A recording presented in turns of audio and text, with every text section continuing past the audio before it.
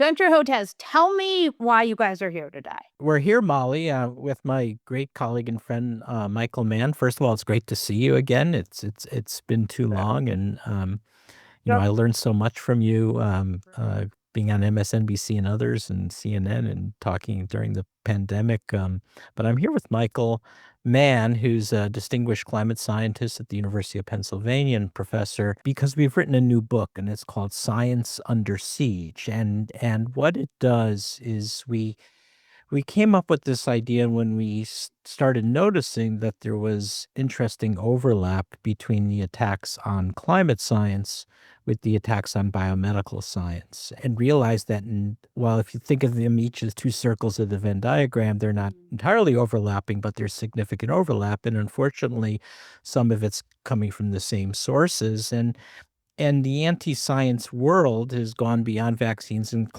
even climate science, to create an entire ecosystem. And it doesn't just attack the science, it's attacking the scientists and portraying us as public enemies or Right. cartoon villains. And so it's become very dark. And the reason that you'll hear today that we're so passionate about this topic and why it's so important is it's starting to affect human life. People are dying, literally dying, because of anti-science activism, anti-science aggression, and that's why we have to talk about it.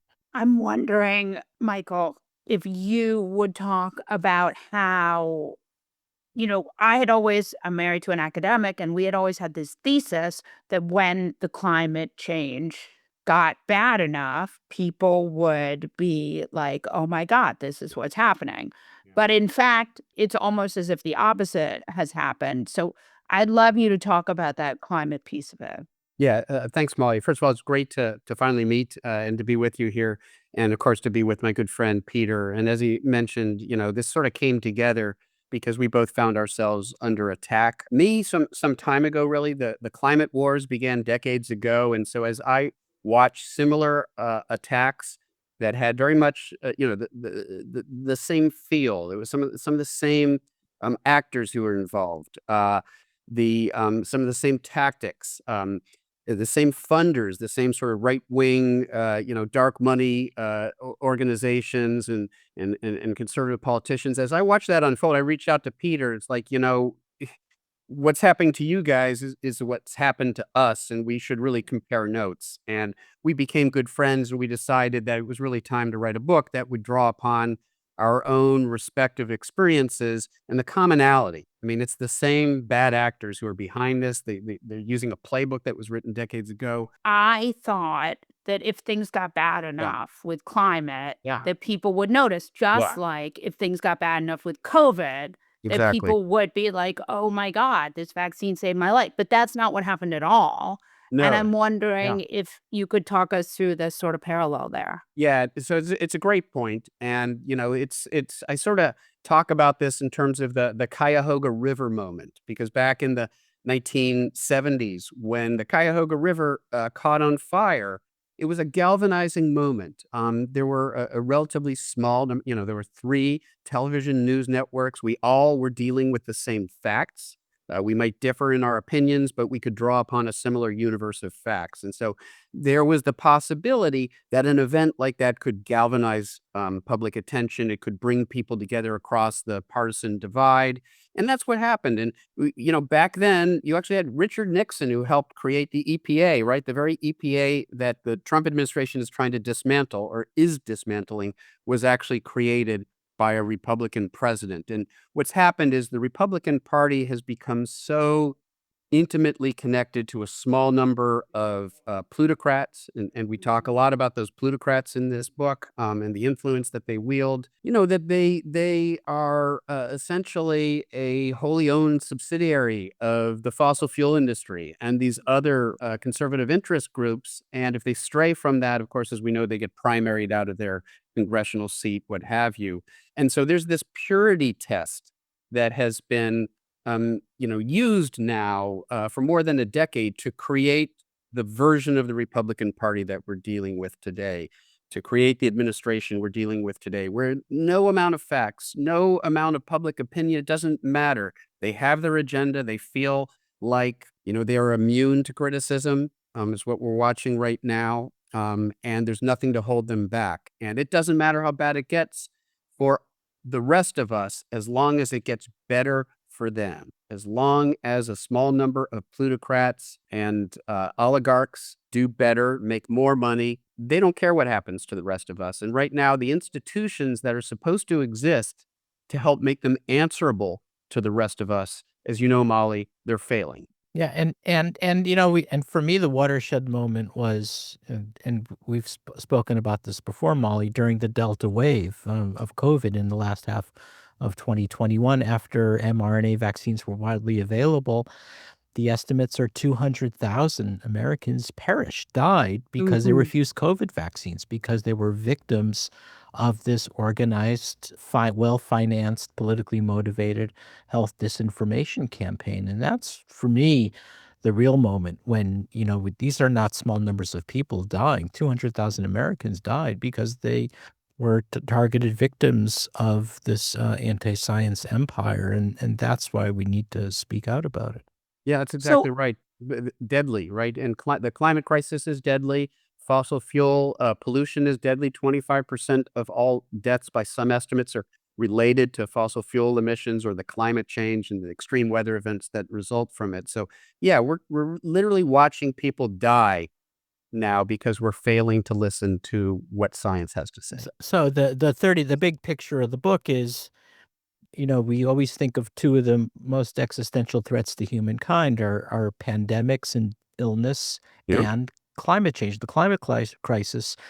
And now we say it's actually, there's a third leg to that tripod, and that is the massive anti-science campaign and health and science disinformation empire that now prevents us from addressing it, and which will only ensure that this will continue to accelerate. And of course, we're seeing this play out right now. so Dr. Hotez, maybe you talk about the measles for a minute, about what's happening with the measles right now. Yeah, and it was predicted. So we've this year we've had a massive measles epidemic that started in West Texas and then moved up into the Panhandle and across the borders into New Mexico and then ultimately Oklahoma and Kansas and possibly Colorado. So a 4 or 5 state measles epidemic that landed 100 kids in the hospital and 2 needless deaths among, otherwise healthy school-aged kids whose parents made that decision not to vaccinate, and you might say, "Well, why did it start there?" And the answer is it started in the same place where COVID vaccinations were really low in the rural conservative, areas of the country, that are tuning into Fox News every night and Joe Rogan podcast and all of this. And so it was a spillover effect of the decline in COVID vaccinations occurred in the same part of the country. I also wonder, I read really good reporting about this in ProPublica, that the family, the mother of one of the children who died, was making a case that it's not that deadly because her other kids survived. And I wondered if you could just talk about that. That seems like the kind of thinking we're up against. This is part of the anti-vaccine playbook is to downplay the severity of the illness, just like they downplayed the severity of COVID. They said it was a cold and lied about the populations that are at risk, denied the importance of long COVID. Same thing with measles. I mean, and this is where RFK Jr., our Health and Human Services Secretary, really showed his true colors. So when he should have been out there encouraging people in the endemic areas to vaccinate. What was he saying? He was saying the hospitalizations weren't because the kids were sick, it was because they were being quarantined or isolated. That wasn't true. He was saying the measles vaccine is a leaky vaccine, or it doesn't stand up well to immunizations, or Right, it which is not declines. true. Not true. And he quoted false numbers that seemed to come out of nowhere. Or and then this is, something else we talk about in the book, how with Kennedy's rhetoric that he's been, pushing anti-vaccine sentiments and for decades. Now he's Resignation. changed a Yeah. little bit and he's adopted some of the health, wellness, and influencer industry. So which buys up what they can in bulk, and then they jack up the price by repackaging it and selling it with telehealth visits. So what does Kennedy come out and say? Well, you can either get the measles, mumps, rubella vaccine, or you can get this useless cocktail of supplements of vitamin A and budesonide and clarithromycin and cod liver oil. Where does that come from? It comes from the very corrupt health and wellness and influencer industry. So it's interesting in that he's sort of changed the nature of his rhetoric in order to adapt and become more au courant as well. And Yeah. Molly, I think if I may, Yeah, I please. think what you're sort of getting at, right, is that this used to be the ultimate restoring force, right? That when you are directly impacted, your loved ones, your home, when you feel the impacts directly, then you go to the ballot box and you defend your interests by voting for politicians who will defend them. And it seems like that's failing right now because people who have literally lost loved ones to the anti-vax movement are in denial. When leaders of their movement die from COVID-19. Right, Um, like the guy from, Turning Point yeah, USA. no, Yeah. exactly. Or who was Diamond of Diamond and Silk. yeah, She there's also so died of many of them. COVID. He was a Yeah. presidential candidate, an African American presidential Oh, yeah. Herman Cain. Herman Cain. Herman Yeah. Cain. 999. And he was 999? Yeah, yeah. Yeah. And he was here's the thing that's so distressing and sort of morbidly ironic was that he was actually still tweeting anti-vax rhetoric from beyond the crypt. Mhm. His account Yeah. was still promoting. So in the same thing with climate, right? The floods in the southeastern U.S. from Hurricane Helene, you had people who were literally, falling victim to conspiracy theories that people who are coming, government officials who were coming to their defense were actually there to steal their stuff, and they're in denial of the impact that climate change is having on these extreme weather events that are literally destroying their homes, whether it's floods, whether it's wildfires, whether it's coastal storms. And so we've reached the point where we're witnessing the devastating consequences of pandemics and the climate crisis. And as Peter said, this third leg of the stool, disinformation, makes it impossible for us to have a good faith conversation about the linkage between, what the science says and what people are now dealing with. Yeah, and so there's no autocorrection, there's no feedback Oh, loop, right. it just Yep. keeps on, accelerating, and what they're doing is, and we're seeing this with podcasters and the 5 groups of 5 groups that we talk about, instead of having the autocorrection, they instead double down, and they reinvent what's causing the problem, and of course, they have enormous bandwidth and money and power. Michael, one of the things I've been really deeply weirded out by is Elon Musk comes to fame on on solar and EVs. Just explain to me how that happens, because that seems baffling. No, it is, and only we have to, turn to fiction to really, because it's Yeah. sort of a classic Bond villain arc, right? There's no other way to describe what we've seen with Elon Musk, where he was this hero of sort of clean energy movement, and then something happened, something snapped, what have you. It is like literally like, the narratives you sometimes find in Bond films where, something happened to him that turned him. And it became basically perhaps the most powerful agent for the promotion of anti-science, even Mhm. anti-science that goes against his own interests, right? Right. Because Tesla and what was the battery, whatever his battery, he was selling these mega batteries or whatever they were.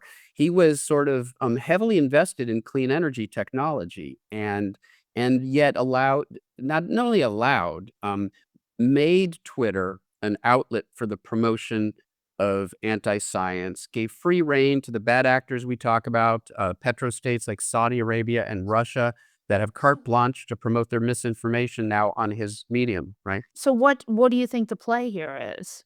Just Yeah. he's more racist than he is something else? I mean, It I mean, just it's mind-boggling, right? I mean, here's someone ordinarily I would admire. He's here in Texas like I am. He's created Starbase, and I like to think of Texas as a state of innovation and science and technology, and right. he's been out in front on that, and all of a sudden, he's attacking me for not debating Robert F. Kennedy Jr. on the Joe Rogan show, and I'm Yeah.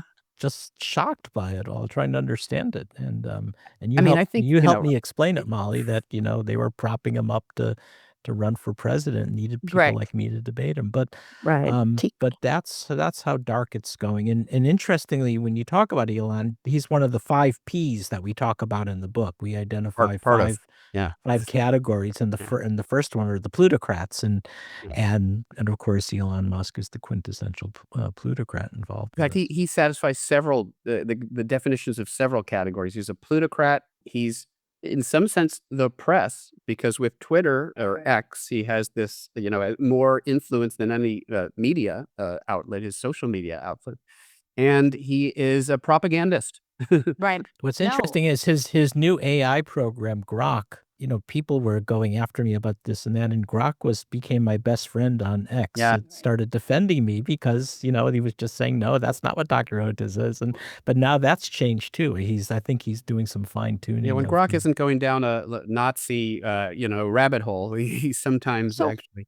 so let's talk through what I mean, this is all so deeply upsetting on science, climate, and just my Uh, nightmare fuel. yeah. So what is the solve here? Yeah, we wish, we really did wish we had a simple answer. Maybe it's, as you pick up your puppy, you're maybe it's turning over our planet to, um, you know, to puppies. the Right. puppies, They're to other very sentient yes. organisms, to I mean, because we've screwed it up so much, and it's our values, right? I mean, the value system right now in the United States that incentivizes a candidate like Donald Trump. It's people voting against their interest in every possible sense, and the very notion of democracy, the functioning of democracy demands that people vote in some way in their own interest. And when they don't, when they can be conned into voting diametrically,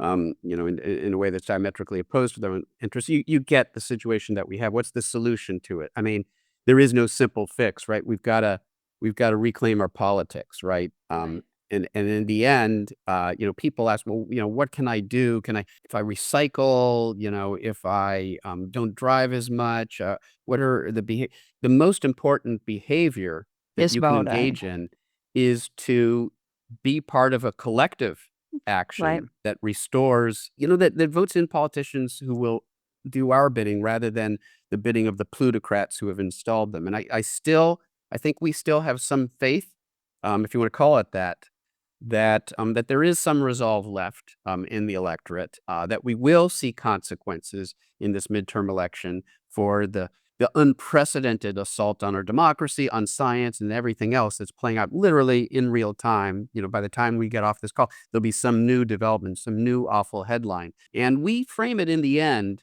Peter and I convinced Peter that this into this framing, I guess, that there's a Tolkien-esque feel to this moment. And it's about, there's this moment in The Lord of the Rings, the line is there's some good in the world and it's worth fighting for.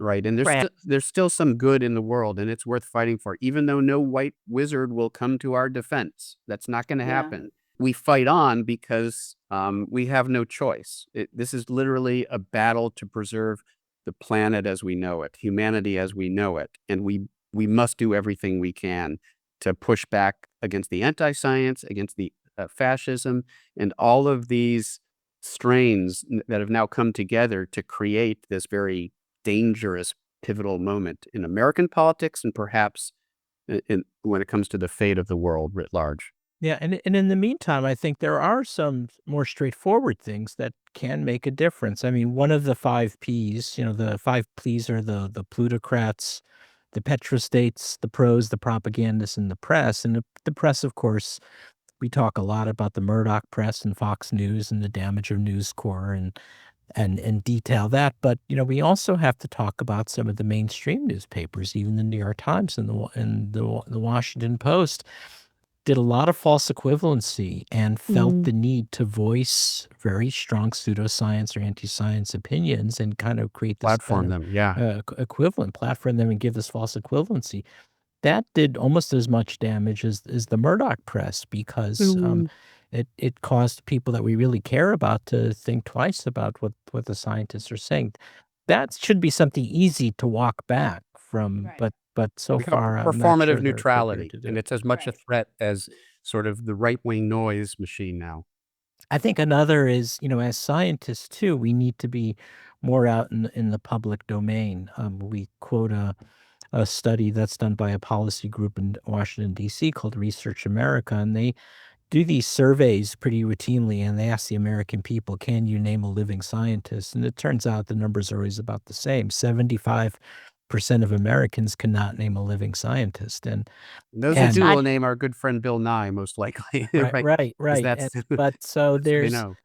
So that's good though. I don't know why. that's partly a consequence of our research universities and academic health centers discouraging scientists from being out in the public domain because they want to Right. control the flow of Yep. information. They worry about the impact on the brand, and so that makes it easier for them the bad actors to Right. portray us as sort of shadowy figures wearing white coats plotting nefarious things and Say not to our fellow showing the scientists, be people. brave. The stakes are too great for us to not be on the front lines now, fighting back against misinformation, disinformation. As Peter said, each chapter we have, we end with a discussion of some of the very specific things that we can try to do to deal with this, this existential challenge. But sort of in the final chapter, we take a step back and look at the big picture. And the big picture is we've got to reclaim our politics, because if we don't, there's simply no way to fight back this tide of ideologically and financially motivated anti-science misinformation and disinformation. And we're starting now to see it globalize as well. Yeah. So, you're seeing it with the Alternative for Deutschland party in Germany. You're seeing bits and pieces show up in France and even in low and middle income countries, which Yeah. have been pretty good about holding the line from anti-vaccine But sentiment. I do a lot of work in Latin American countries. Now that's starting to falter as well. So what's going on in the the US is good at exporting its stuff, right? We export our movies, our music, and now we're exporting this stuff, and it's, that is really very troubling. Peter, Michael, thank you so much for joining us. no, thank you. It was a pleasure. It went by too quickly, really. M Absolute Molly, nightmare you fuel. gave me a great voice. Nightmare fuel. Well, you Yeah, gave go me a on. great voice during the pandemic, Molly, and I'm always grateful for that, and, Thanks for all thank you you for do. everything Thanks you're for What? doing. speaking truth to Yeah. power. Or That's what we're trying to do yeah. here.